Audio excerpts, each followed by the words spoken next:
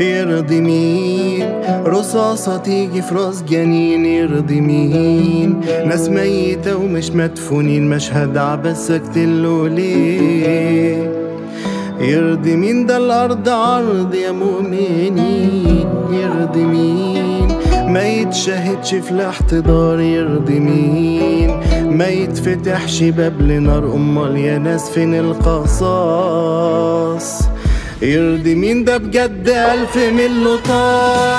فتحتوا باب ومش هتعرفوا تقفلوه، خدنا القرار كلمتنا ما بنرجعش فيها. صوت الرصاص هو اللي بس هتسمعوا، ولعتوا نار هتقضوا عمركوا تطفوا فيها. فتحتوا باب ومش هتعرفوا تقفلوه، خدنا القرار كلمتنا ما بنرجعش فيها. صوت الرصاص هو اللي بس هتسمعوا، ولعتوا نار هتقضوا عمركوا تطفوا فيها.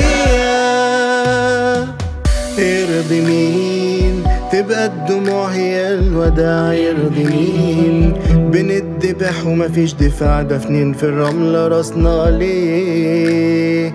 مستنيين إلى لما نعمل اجتماع. يرضي مين؟ يبقى المشهد كله قبور. يرضي مين؟ المية هنا والأرض بور، مفيش للوضع مبررات. يرضي مين؟ محتل مش عايز يغور. فتحتوا باب ومش هتعرفوا تقفلوه، خدنا القرار كلمتنا ما بنرجعش فيها. صوت الرصاص هو اللي بس هتسمعوا، ولعتوا نار هتقضوا عمركوا تطفوا فيها. فتحتوا باب ومش هتعرفوا تقفلوه، خدنا القرار كلمتنا ما بنرجعش فيها. صوت الرصاص هو اللي بس هتسمعوا، ولعتوا نار هتقضوا عمركوا تطفوا فيها. إلى متى؟ إلى متى يا أمهات العالم؟ إلى متى سنقبل الظلم على أطفال غزة وفلسطين؟ ماذا تشعرون وأنتم تنظرون في أعين أطفالكم؟